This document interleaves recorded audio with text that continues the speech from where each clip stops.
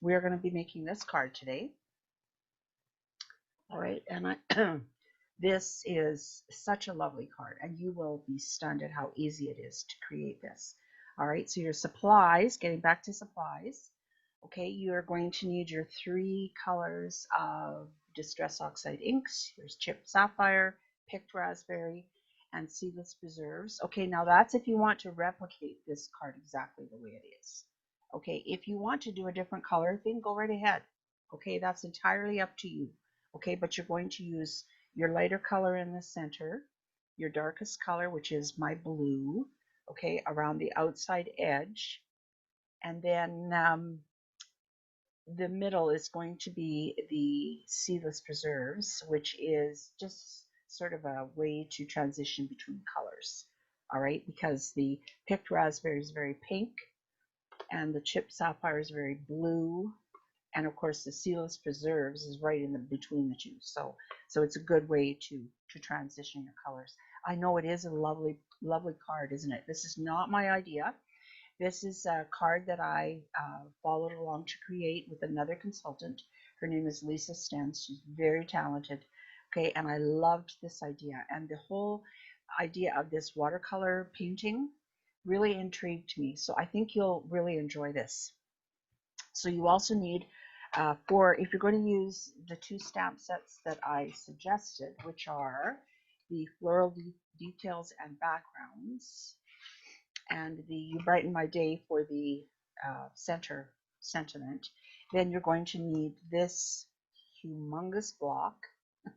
I think this is a 5x6, and then you're also going to need a 3x3 block for the sentiment.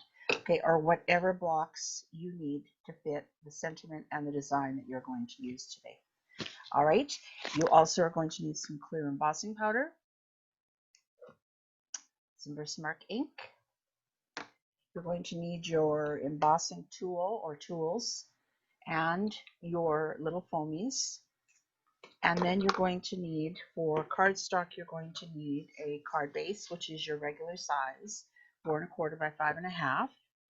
You're going to need a piece of smooth-sided watercolor paper. Okay, this is the new Tim Holtz Distress watercolor paper, and it is quite textured on one side and very smooth on the other. I really like it. Okay, plus I used the Sapphire on the dark side, so you're going to need a piece of that as well. All right, let us begin. So the first thing we need is our watercolor paper, and as I said, I'm using the light side, not the light side. I don't know why I said that. The smooth side.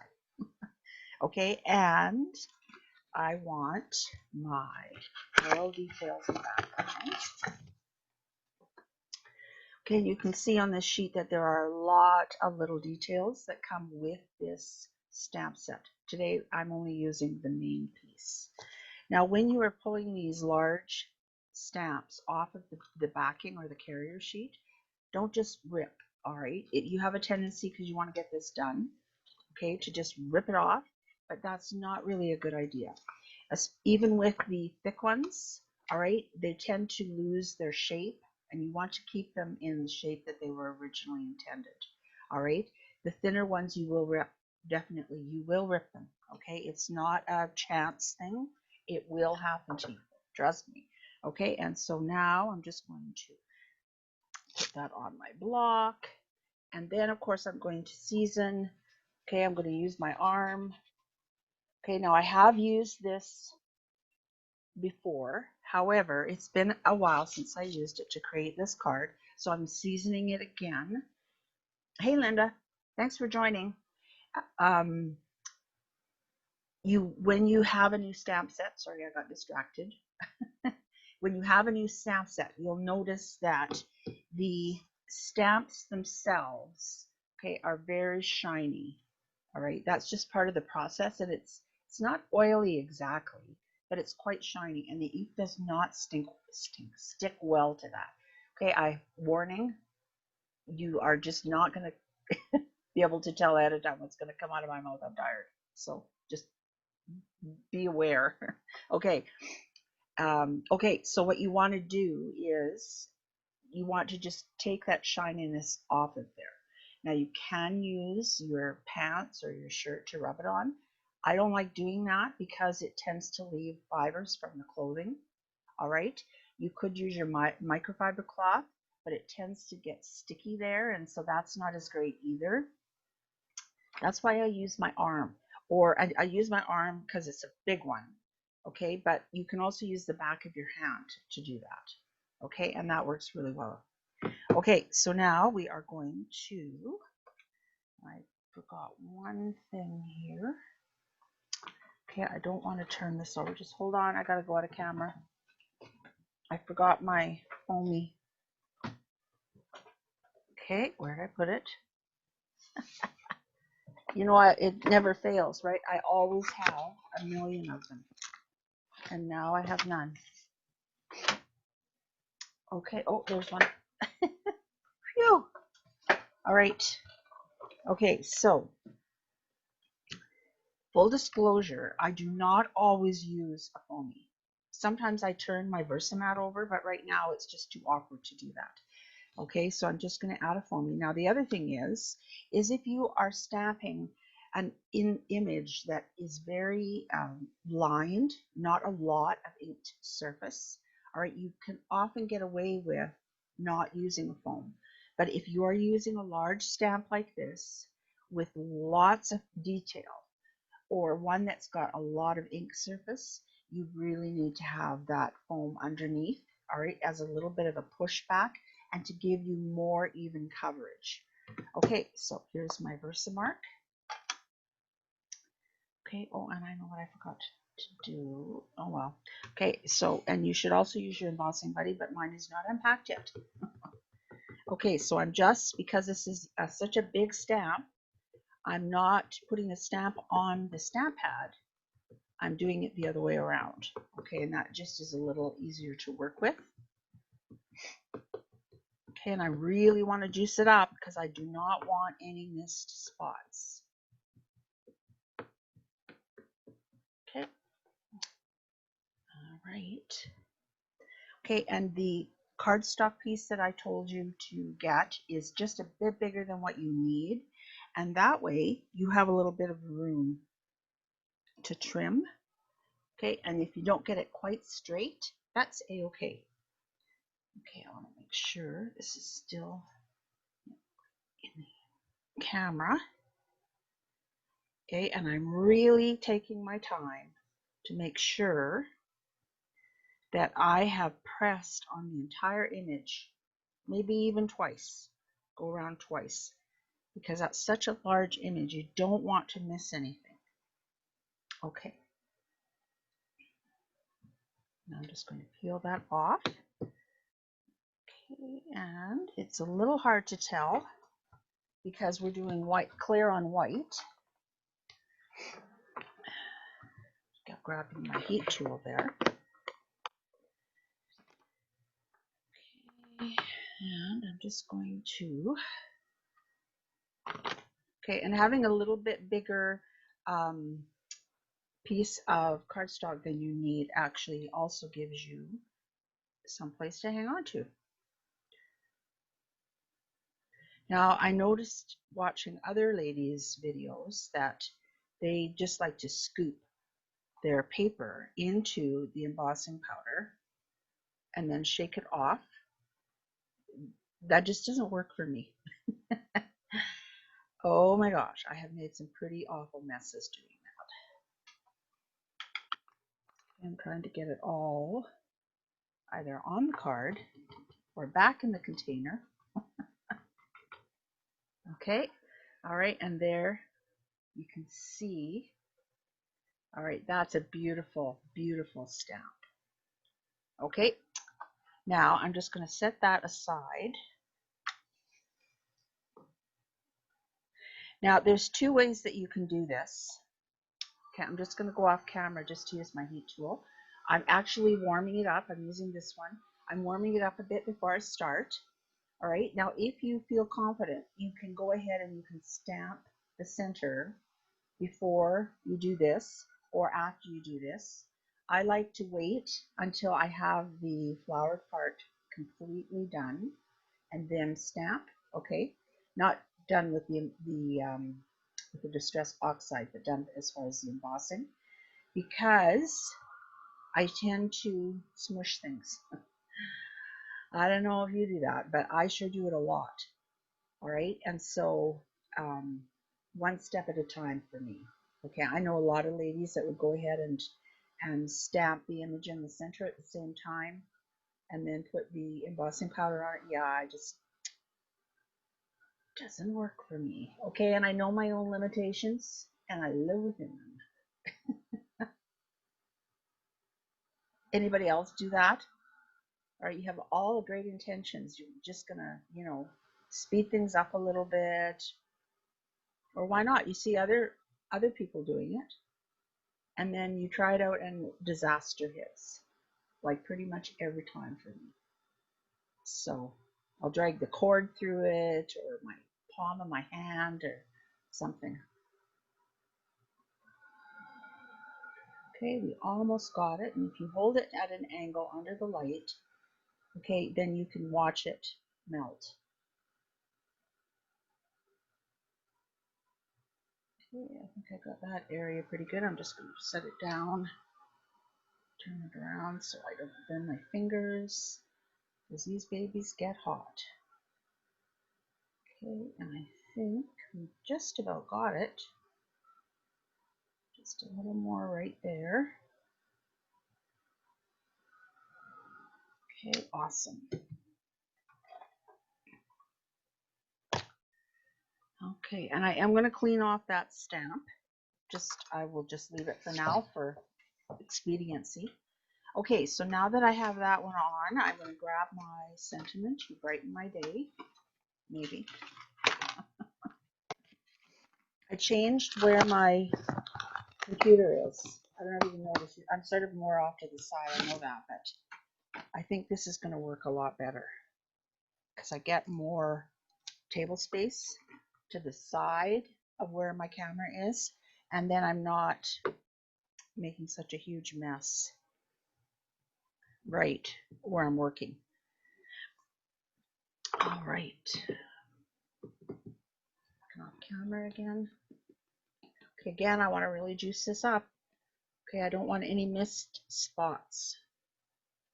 And you can see it's really worthwhile taking the time to do that. Okay, and then I'm going to, now normally I would have my grid down here so that I can line up my card to make sure I have my sentiments straight, but today I'm just going to eyeball it. I don't want to be in the camera, and I'm using my baby finger here to hold my paper down while I slowly lower it and then press. Okay, you don't want to wiggle because that gives you smudges. Okay, nice. I think I forgot my foamy. Okay, I know I forgot my foamy. This may not be as clear and crisp an image as I want.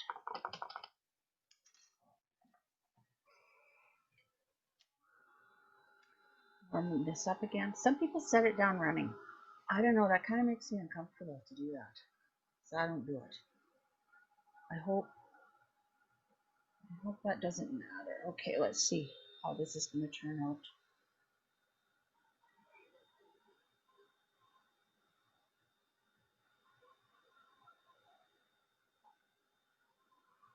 Let me know what you think of where the big camera is. One where you can see my face. Okay, that turned out pretty good, considering I forgot to use my phone. All right, we are in business. All right, so that is the Versamark and embossing powder over with.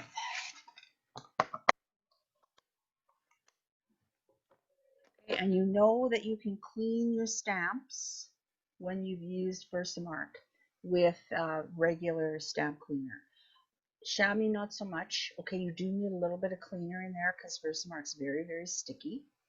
Okay, and chamois just use water. Okay, so that doesn't really take off the residual. Okay, but you can use your regular cleaner that you use for any other inks to take the Versamark off. Okay, we don't need that anymore. So make sure this is all clean. Okay, and I'm going to attach these. Does anybody come up with a way of storing these little foamies for the distress oxides? Yeah, I don't know. I don't like my method. Okay, so we're going to start with picked raspberry. Okay, and I just want to bring the card back in to remind you of how this is going to look. So we start with the picked raspberry in the middle. Then we move out to the seedless preserves, and then around the outside edge is our chipped sapphire. Okay, so here we go with our picked raspberries. Is it raspberry or is it raspberry? Picked raspberry. Okay, now, and remember, I can't start off the edge of the page with this one. Okay, so I'm going to tilt my brush or my foamy just a little bit. Okay, because I don't want any lines. I want it to be nice and smooth. Okay, and you'll notice how I hit the cardstock running. Okay, I didn't put it down and then start. I was actually moving my foamy before it even hit the paper. Okay, and I need more. Remember, you're going to have to push hard on these pads. Okay, and you want to go quite far out.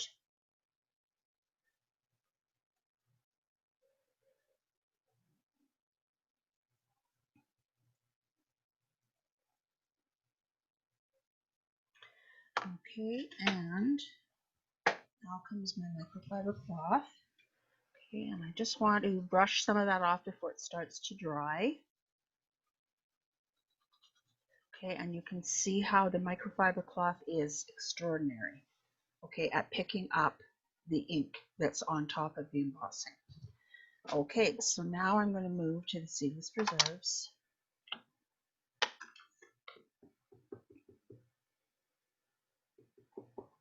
Okay, and again, I'm going to tilt my foam a little bit up, okay, and I'm going to hit the ground running.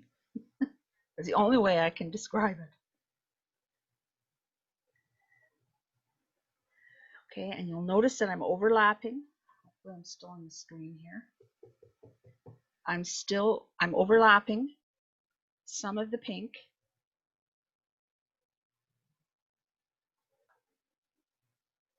And that's okay. You want to do that. Remember, you're blending. Okay, and now I'm going to take my microfiber cloth again and wipe that all off before it has a chance to dry. Can you see already how this is starting to take shape? Okay, and now I'm going to bring in my chipped sapphire. Remember to press hard on these foams because the ink doesn't stay on the top of these pads. It settles down to the bottom because of the kind of ink that it is. And so you want to get as much ink loaded onto there as you can. All right, so now you can see where the edge of your pattern is. Okay, and I'm just going to go around the outside edge.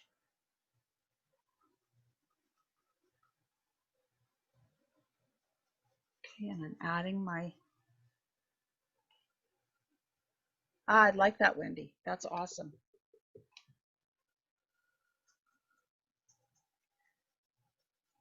So I have a storage tray for my re-inkers and my foamies, but I don't know, I just don't like it. It's awkward. I like it when it's simple and easy to access.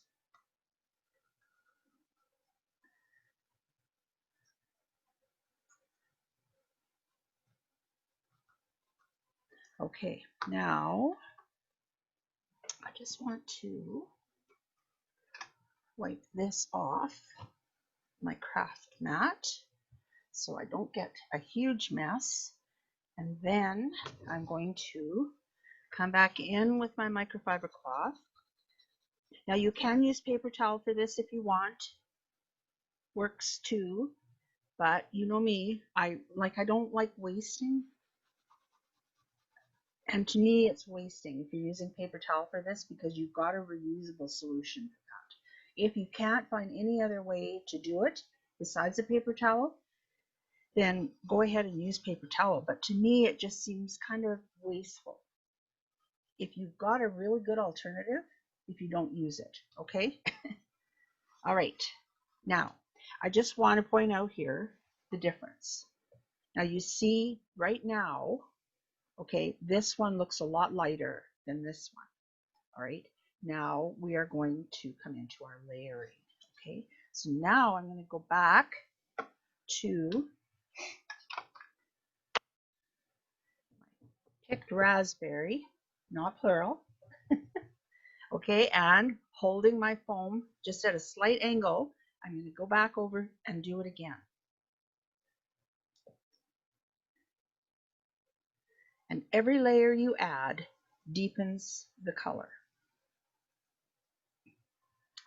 Okay, and of course I don't want to take a chance on this drying before I rub it, so I'm just going to do that now.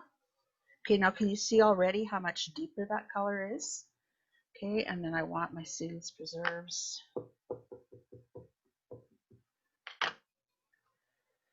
Okay, and again I'm overlapping some of the pink or the picked raspberry.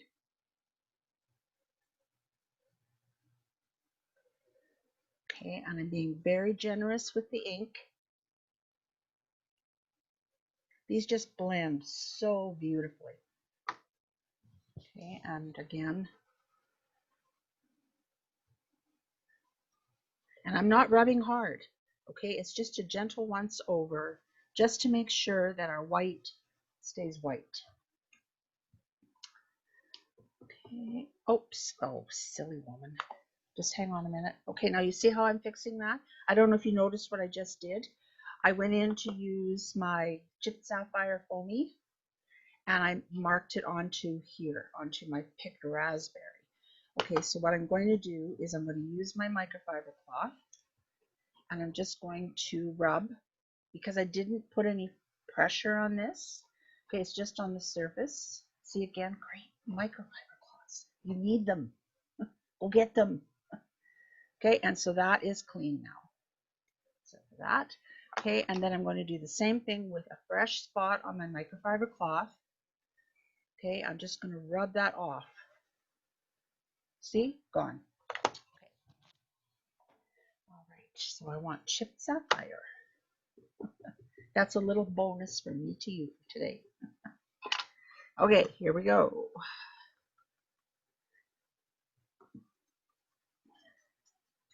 And remember, the further down the barrel or the handle you go when you're holding it, the more control you have.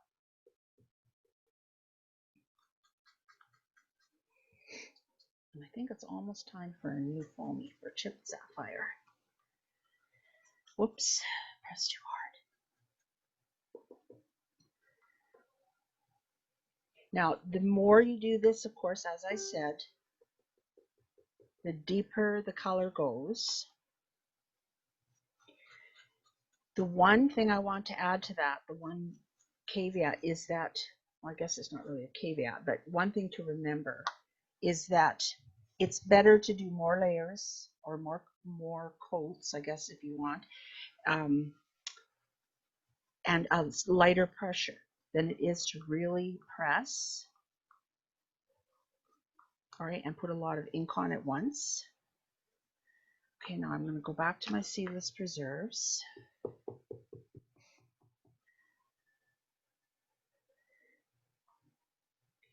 just going to go right in there.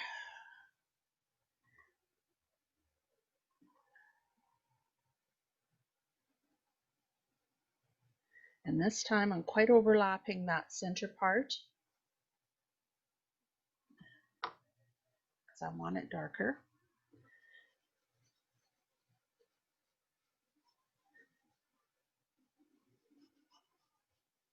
Okay, now can you see how it's really starting to come together? All right, so I think just a couple more go rounds and we will have it. Okay, I think what was I going to do here? I think I actually want to expand the Seedless preserves here,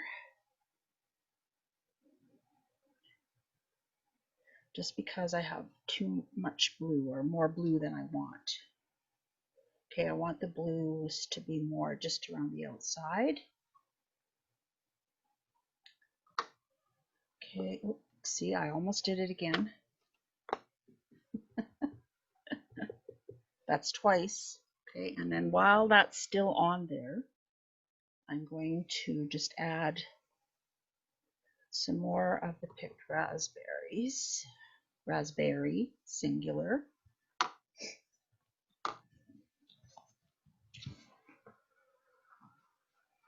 going to rub that off. Okay, oh, this is lovely. Okay, I'm really liking this. Okay, so you can see that it looks quite a bit different than my original one, but I think I'm really liking it. And I think once I trim it down, I'm going to go back in with the chipped sapphire one more time, just along the outer edge. So I need my trimmer here. Oops, not the foamy. Okay, and just in case I did not stamp it squarely onto this piece of watercolor cardstock, I'm lining it up along the edge of the stamp itself. And that way I know I'm going to get it straight according to the stamped image.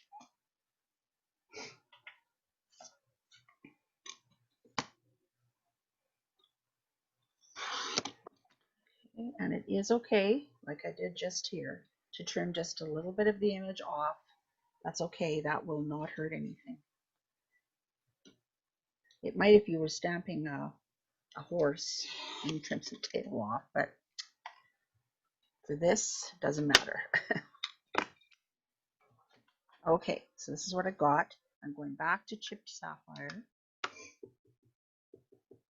Okay, and now I'm going to, you're all familiar with this type of inking, right? Because we've done this for years with our regular dye inks. But I just really, really, really want to add that nice deep blue around the edges. Okay, and I want to make sure that the edge of the cardstock as well is covered. And then once I'm done this, I want to show you something about the center.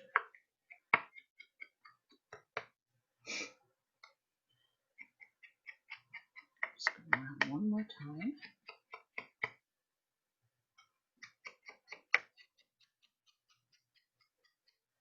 Okay, now what I want to show you in the center here is, remember I said I did not use my foam, so I did not get as crisp an image on the sentiment. Okay, and you can see that here. If you look here at this one, you can see the difference, right? Okay, so like that doesn't bother me because I'm using this as a sample, but at that point, I probably, if I was going to give this card away, I probably would have stopped what I was doing, got a new piece of cardstock, and started over. Okay, and remembered that time to use a foamy. And one great thing I will show you once we're done here is with the Versamats, how you can just turn them over and then you never forget to put your foamy under. Okay, so we're bringing this back, and I think I want to, no, that's not going to work. I want to smooth this blue out a bit.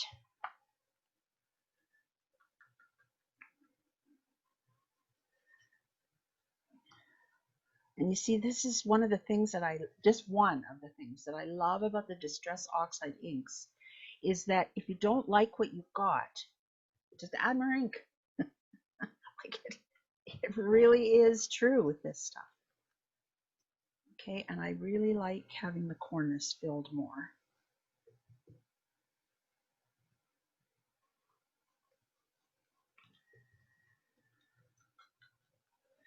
All right, and I made quite a mess that time.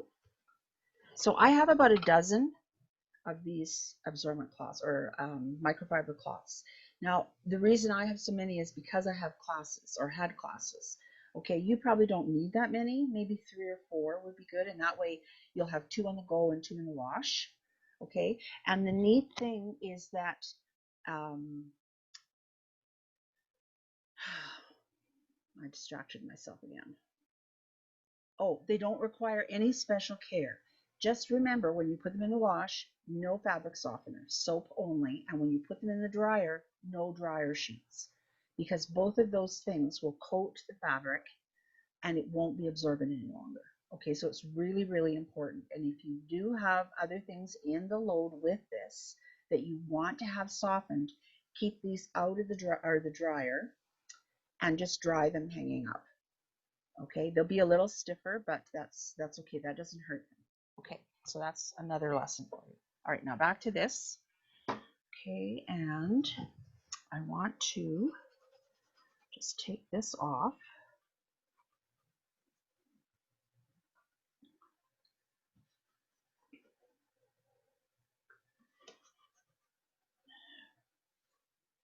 Okay, now I want to look at it and see how I like that. And I think I like it a lot.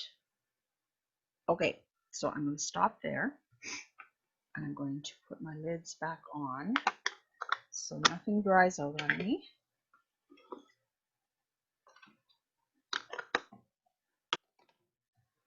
Now, if you are creating one of these cards or one like it, once you're done, please take a picture and post it because we all would love to see it. Okay, now I think I missed a spot here. Just want to make sure I've got. Okay, now here comes the really super fun part.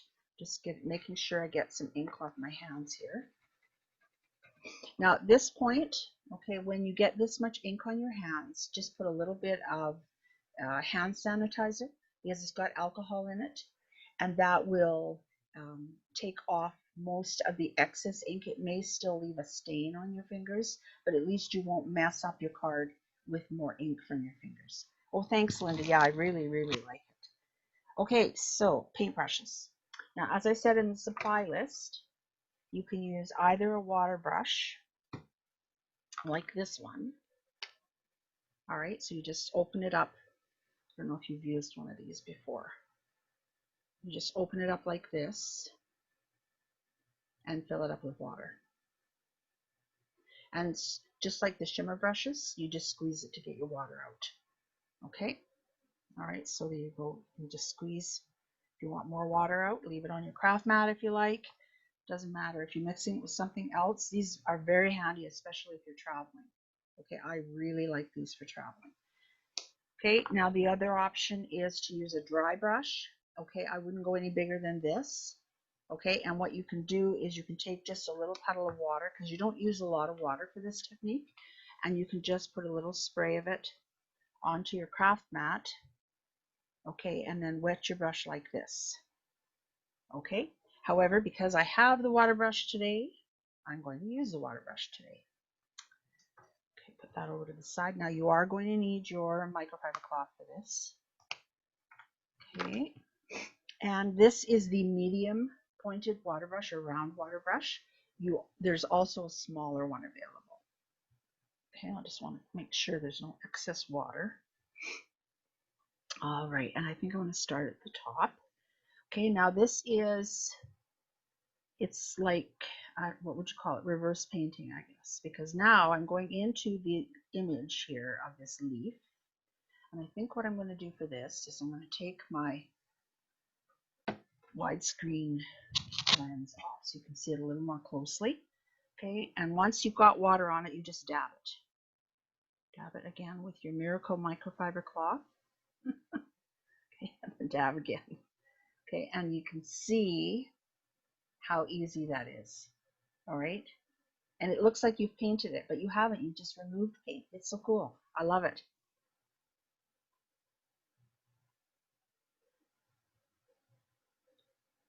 So there's just a little bit of color left there, and it's great. It's so easy. Okay, if you're not following along, You really need to try this technique because it's just so much fun and it's so easy. I mean, it's amazing. It's stunning. It's it's terrific. And then you just press it. Look at that. You see how easy that is? Okay, I'm just going to do a bit more. Okay, and I'm not going to bore you with sitting here and watching me paint.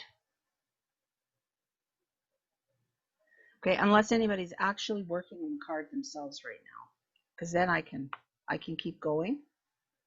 So if you are creating one of these cards and you want me to keep going here with you, please let me know now.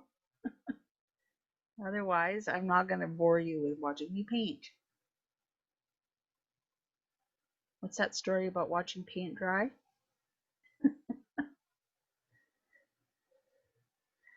Okay, now I'm going to just clean my brush off a bit because the paint does accumulate. Yeah, it is a great technique, Linda. I love it. Now, I don't know how great it would look if you had a big image with a lot of ink space. I think for smaller detailed images like this, it works great.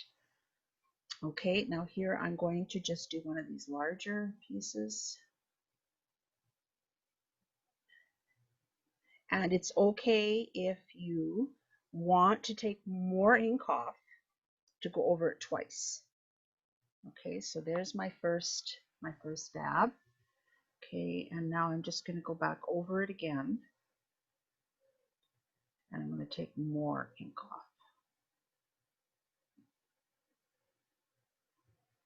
And because you're using your watercolor paper, the paper can easily handle the moisture, easily. Okay, so you see there I did it twice on those 3 petals there. Thought they were leaves at first. And that way you can see you can take more color off if you want. You can even do it a 3rd time or a 4th time if you want. But I think past that, okay, you won't get any more color off the paper because the rest is dried or absorbed into the paper.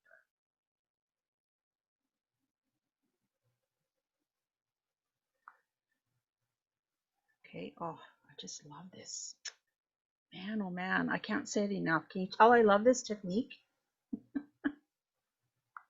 And you don't really have to be super careful either. Okay, and oh, another thing, while you're cleaning your brush, to take the extra ink off of it, move to a clean spot on your microfiber cloth for dabbing as well, because the ink will stay wet for a little while on your microfiber cloth, and if you use the same place and you dab down, guess what? You're going to just be putting that ink back down on the paper again. Okay, so there you have it. Where are they? They're not there. I think I need to go back to bed. Okay, so that is it for that. Okay, and then once I get all that coloring done, put the lid back on my cleaned water brush. Remember, clean as you go. Okay, you're going to take your piece of sapphire cardstock. Now this stamp set, this particular stamp is sized to go onto cards. All right, you can see how once I trim the excess off of the watercolor paper, that the fit onto this piece of sapphire cardstock is perfect. And then you will put it onto a card base. Okay, and remember you are folding it over on the score line with the mountain on the inside and the valley on the outside. Okay, I know I've said this many, many times, but then you get, look at that great crisp edge you get. Okay, and then that is going to go just like this.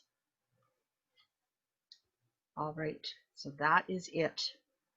Okay, so like I said, if you create a project, this project or one like it using this technique, please take a picture, post it for us because we would love to see it. If you're shy or you don't know how to do posting a picture onto the comments, please let me know and I can help you out with both of those.